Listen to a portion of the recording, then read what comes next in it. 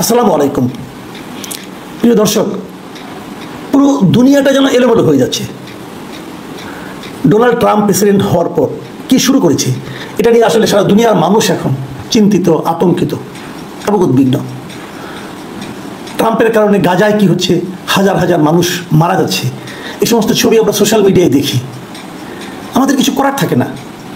এবং ভয়ঙ্কর ঘটনা হলো কি, দেখুন আপনারা যদি কখনো একটু খেয়াল করে দেখেন যে ইসরায়েলের চারপাশের দেশগুলো, ইসরায়েলের সীমান্তগুলো দেখেন আপনারা, চারপাশে কিন্তু মুসলিম দেশ, চারপাশে তাদের কারো কোনো ভূমিকা নাই। আমরা দূরবর্তী দেশ হওয়া সত্ত্বেও আমরা কিন্তু আমাদের মতো প্রতিবাদ করছি। সে প্রতিবাদ করতে যেও এলোমেলো কাজ করছি, ভুলভ্রান্তি হচ্ছে, কিন্তু প্রতিবাদ তো হচ্ছে। এটা একটা দিক গেল। আবার উল্টো দিকে দেখেন, ট্রাম্প নতুন একটা শুল্ক, পাল্টা শুল্ক নীতি ঘোষণা করেছেন, যে উনি সারা দুনিয়ার মানুষের উপর শুল্ক বাড়াচ্ছেন। যারা তাদের দেশে পণ্য পাঠায় তাদের উপর বাড়তি শুল্ক দিচ্ছে, এবং তার মাধ্যমে কিন্তু পৃথিবীর সমস্ত দেশে একটা এলোমেলো অবস্থা তৈরি হয়ে গেছে। আমাদের দেশেও আমাদের গার্মেন্টসগুলো এখন বন্ধ হওয়ার উপক্রম হয়েছে। কারণ গার্মেন্টসগুলোতে যে আগে যেভাবে পাঠাতো তার উপর 37%, আরও 37% অতিরিক্ত শুল্ক দিতে হবে এখন। এই শুল্ক দিলে পরে এই পণ্যটা ওখানে যাবে, পাঠাতে পারবে, আমরা পাঠাতে পারবো? আমরা কি সেই প্রতিযোগিতায় টিকে থাকতে পারবো? অত টাকা যদি খরচ করতে হয়, তাহলে আমাদের এখানে যদি গার্মেন্টসগুলো বন্ধ হয়ে যায়, তাহলে আমাদের যে বিপুল সংখ্যক লক্ষ লক্ষ শ্রমিক গার্মেন্টসে চাকরি করেন, আপনি প্রত্যেকজন শ্রমিকের সঙ্গে 4 জন 5 জন করে লোক ধরেন, ফ্যামিলি মেম্বার, কি ভয়ঙ্কর অবস্থায় আমরা পড়তে যাচ্ছি। অর্থনীতির এই যে দুরবস্থা, এক্ষেত্রে আমাদের কী করণীয়, এটা কিন্তু একটা বিশাল একটা প্রশ্ন। আমি বলবো অন্ততপক্ষে যে আমাদের প্রধান উপদেষ্টা, আমাদের বর্তমান যে সরকারের প্রধান উপদেষ্টা ডক্টর মোহাম্মদ ইউনূস, উনি একটা পদক্ষেপ নিয়েছেন, একটু দেরিতে হলেও নিয়েছেন। আমার বিবেচনা এটা আরও একটু আগে নেওয়া উচিত ছিল। সেই বিষয়টা হলো, উনি ডোনাল্ড ট্রাম্পকে একটা চিঠি লিখেছেন। সেই চিঠিটা হলো যে এই যে পাল্টা শুল্ক যে আরোপ করা হয়েছে বিভিন্ন দেশের উপর, এটা কিন্তু কেবল বাংলাদেশের উপর না, বিভিন্ন দেশের উপর, যে এই যে পাল্টা শুল্ক আরোপ করা হয়েছে, এটা যেন 3 মাসের জন্য স্থগিত রাখা হয়। এবং এই চিঠিটা আমার কাছে ভালো লেগেছে, কারণ চিঠিতে মানে যুক্তরাষ্ট্রের যে কি লাভ হতে পারে আমাদের সঙ্গে বাণিজ্য করলে, সেটা উনি উল্লেখ করেছেন। উনি বলেছেন যে যুক্তরাষ্ট্রের পণ্য বাংলাদেশে ঢোকার ক্ষেত্রে 50% শুল্ক উনি কমানোর প্রস্তাব দিয়েছেন, যে আমরা অনেক অনেক ক্ষেত্রে প্রায় শুল্ক 50% কমিয়ে দেব, তাও যেন আমাদের উপর এটা আরোপ করা না হয় এবং যেন স্থগিত রাখা হয় 3 মাসের জন্য। এবং আমরা কিন্তু যুক্তরাষ্ট্র থেকে কম জিনিস কিনি না, অনেক কিছু কেনাকাটা করি, সেগুলো নিয়েও যেমন আপনার কতগুলো জিনিস আমরা শুল্ক কমানোর প্রস্তাব দিয়েছি, গ্যাস টারবাইন, সেমিকন্ডাক্টর, চিকিৎসা সামগ্রী, এগুলোর বছর এই সমস্ত পণ্যে আমরা 50% শুল্ক কমানোর প্রস্তাব দিয়েছি। তো ডক্টর ইউনূসের এই চিঠিটা অবশ্যই কার্যকর হবে, যত দ্রুত সম্ভব এই চিঠি ওনার কাছে পাঠানো দরকার আমি মনে করি। পাঠালে যুক্তরাষ্ট্র মানবে কি মানবে না সেটা বলা বড় কঠিন, কিন্তু যুক্তরাষ্ট্রের মনোভাবটাও এর মধ্যে কিছুটা টের পাওয়া গেছে। কীভাবে টের পাওয়া গেছে, যে গতকালকে আমি দেখলাম একটা পত্রিকায়, একটা মিডিয়ায় দেখলাম যে যুক্তরাষ্ট্রের প্রেসিডেন্টকে সাংবাদিকরা জিজ্ঞাসা করেছিল যে আপনার এই কারণে সারা পৃথিবীতে এখন যে শেয়ার বাজারে ধস নেমেছে, সেই ধসের মাত্রা শুনলে আপনার মাথা খারাপ হয়ে যাবে। কিন্তু একদম মানে পুরো দেশে বিশ্ব পুঁজিবাজারে কী পরিমাণ ধস নেমেছে আপনি চিন্তা করতে পারবেন না।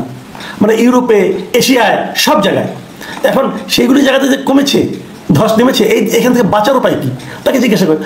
ডোনাল্ড ট্রাম্প নির্বিকার, উনি বলছেন ধস তোমরা নামো, আমার কি আসে যায়, আমার কিছু যায় আসে না। তারা আমাদেরকে টাকা দেবে, আমরা যে পরিমাণ মানে তাদেরকে শুল্ক দেই, তারাও আমাদের সেই পরিমাণ শুল্ক দেবে, নাহলে আমরা করবো না। মানে একটা নির্বিকার টাইপের কথাবার্তা। কিন্তু দেখুন, একটা ভারতের একটা ঘটনা বলি, তাহলে বুঝতে পারবেন কী অবস্থা হয়েছে। যে ভারতের শেয়ার বাজারে আজকে ছিল সোমবার, রবিবার দিন বন্ধ ছিল, সোমবার দিনে শেয়ার বাজারটা ওপেন হয়েছে, এবং ওপেন হওয়ার পর প্রথম 20 সেকেন্ডে, 1 মিনিটও না, 20 সেকেন্ডে 20 লাখ কোটি রুপির বাজারের মূলধন কমে গেছে। ভাবতে পারেন, মানে বিশ্বে কখনো মানে এরকম মানে দুর্বিপাকে কখনো পড়ে নাই বিশ্ব শেয়ার বাজার। এই অর্থনৈতিক টোটাল যে একটা অস্থির অবস্থা, একমাত্র কারণ ট্রাম্পের এই নতুন শুল্ক নীতি। এখন একটা জিনিস কিন্তু অনেকে বলছে, নানা ধরনের বিশ্লেষণ হচ্ছে কিন্তু এটা নিয়ে, যেমন পোশাক ক্ষেত্রে আমাদের দেশের কী অবস্থা, এটা যখন আতঙ্ক হচ্ছে, তখন আমাদেরই কেউ আবার বলছে এতে আতঙ্কিত হওয়ার কিছু নেই, বরঞ্চ এতে একটা পজিটিভ দিকও আছে। বলছি অনেক, আমি বুঝি না কীভাবে পজিটিভ। তাদের বক্তব্য হলো যে আমাদের চেয়ে তো বেশি শুল্ক আরোপ করা হয়েছে ভিয়েতনামের উপর। বিশ্ববাজারে পোশাকের ক্ষেত্রে আমাদের প্রধান প্রতিদ্বন্দ্বী হচ্ছে ভিয়েতনাম। তো ভিয়েতনামে যদি আমার চেয়ে বেশি মানে শুল্ক হয়, তো ভিয়েতনামও তো বিপদে পড়বে, সেই বিচারে আমাদের হয়তো খুব একটা ক্ষতি হবে না। তো এগুলো এক ধরনের যুক্তি, আমি জানি না আলটিমেটলি কী হবে, কিন্তু আমাদের ভরসা করে থাকতে হবে কিন্তু ডক্টর মোহাম্মদ ইউনূসের এই চিঠি, এই চিঠির উপর। কারণ আমি এখন মধ্যে যতটুকু বুঝেছি, পৃথিবীর প্রায় 50টিরও বেশি দেশ এরই মধ্যে ডোনাল্ড ট্রাম্পের সঙ্গে যোগাযোগ শুরু করেছেন আলাপ আলোচনা শুরু করেছেন যে কীভাবে কমানো যায়। আমার কেন যেন ধারণা ট্রাম্প আসলে এটাই চেয়েছিলেন, পৃথিবীর সব দেশকে সে তার কাছে নিয়ে এসেছে, তোমার উপরে মেরে দিলাম, এখন তুমি আমাকে কতটুকু ছাড় দিবা এটা বলো। এখন সে সবাই তার কাছে যাচ্ছে, যে আলোচনা করছে, বোঝানোর চেষ্টা করছে যে ভাই আমরা আপনাকে ছাড় দিব, আমাকে আপনাদের পণ্য আমাদের এখানে আরো কম পয়সায় ঢুকতে পারবে, আমাদেরটা আপনারা ঢুকতে দেন। আমার ধারণা এটা ডোনাল্ড ট্রাম্পের একটা কৌশল, এবং সেই কৌশলের কিন্তু পার্ট আমাদের এই চিঠি, ডক্টর ইউনূসের এই চিঠি সেই কৌশলের একটা অংশ হিসেবে হয়তো বিবেচিত হবে। কিন্তু একটা সমস্যা আছে, সমস্যা হলো এখানে কিন্তু ব্যক্তিগত সম্পর্ক একটা গুরুত্বপূর্ণ বিষয়। ভারত কিন্তু অনেক আগে থেকেই এই যে তাদের শুল্ক বৃদ্ধি করছে এটা তারা জানতো, এবং সবাই জানতো, ডোনাল্ড ট্রাম্প শুরু থেকে বলছিল। ভারত কিন্তু আগের থেকে নানা ধরনের দেন দরবার শুরু করেছিল, এবং তারা কিন্তু ঔষধ রপ্তানির ক্ষেত্রে কিন্তু এক ধরনের ছাড় পেয়েছে। আমরা আগে থেকে অতটা শুরু করিনি, আমাদের আরও আগে থেকেই শুরু করা উচিত ছিল। যাই হোক, তারপরে যখন ডোনাল্ড ট্রাম্পের সঙ্গে চিঠি যখন লিখেছেন ডক্টর ইউনূস, দেখা যাক কী হয়। কিন্তু আমি ব্যক্তিগতভাবে আমার এই জায়গাটা একটু শঙ্কা আছে এই কারণে, সেটা বলে আমি আলোচনাটা শেষ করবো। শঙ্কাটা এই জায়গায়, ডক্টর ইউনূসের সঙ্গে কিন্তু ডোনাল্ড ট্রাম্পের ব্যক্তিগত সম্পর্ক ভালো নয়। এটা একটা আমাদের নিয়তি বলবো আমরা, নিয়তি এই কারণে যে ডক্টর ইউনূসের সঙ্গে সম্পর্ক ভালো হলো ডেমোক্রেটদের, মানে হিলারি ক্লিন্টন, বিল ক্লিন্টন, হ্যাঁ, অথবা আপনার ওবামা, এদের সঙ্গে তার সম্পর্কটা ভালো, বাইডেন, এদের সঙ্গে ডক্টর ইউনূসের সঙ্গে সম্পর্কটা ভালো।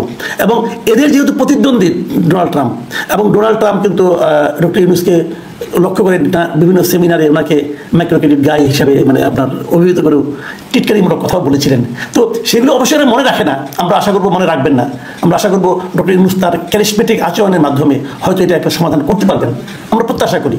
কিন্তু শেষ পর্যন্ত কী হবে সেটা হলো দেখার বিষয়। যদি এক্ষেত্রে সাফল্য না আসে, তাহলে কিন্তু আমাদের সামনে বড় ধরনের একটা বিপর্যয় অপেক্ষা করছে। আমরা দেখেছি, সারা দুনিয়ার মানুষ দেখেছে যে গাজায় কি ভয়ঙ্কর বিপর্যয় চলছে, কি মানবিক বিপর্যয় চলছে, এবং মানুষ হত্যা করে, মানুষের স্থাপনাকে ধ্বংস করে পুরো একটা সভ্যতাকে মাটির সঙ্গে মিশিয়ে দেওয়ার মাধ্যমে ইসরায়েলি সৈন্যরা ইসরায়েল কি মানে বিকৃত উল্লাস প্রকাশ করছে, সেটা কিন্তু আমরা বিভিন্ন সময় সোশ্যাল মিডিয়ার বিভিন্ন ভিডিওর মাধ্যমে দেখতে পাচ্ছি। সেটা এক ধরনের উল্লাস। এবং এশিয়ার এবং ইউরোপের আমাদের মতো ছোটো ছোটো দেশের প্রতি যে অর্থনৈতিক যে একটা নিপীড়নের মতো চালু হয়ে গেলো এই শুল্ক আরোপের মাধ্যমে, এটা যদি বাস্তবায়িত হয় তাহলে আমরা হয়তো ওভাবে শারীরিকভাবে মৃত্যুবরণ করবো না, কিন্তু আরেকটা ভয়ঙ্কর বিপর্যয়ের মধ্যে কিন্তু আমরা পড়ে যাব। এর মধ্যে কোনো রাজনীতি খুঁজে লাভ নেই। ধনী এবং গরিবের মধ্যে যে বৈষম্য, সেটাই হলো এখানে মূল কারণ। এখানে অন্য কোনো রাজনীতি আওয়ামী লীগ বিএনপি খুঁজে দরকার নাই, কিন্তু আমরা সবাই মিলে যেন এটাকে কীভাবে এটাকে ওভারকাম করা যায়, কীভাবে এই বিপর্যয় থেকে আমরা বেরিয়ে আসতে পারি, সেদিকে আমাদের চেষ্টা করতে হবে।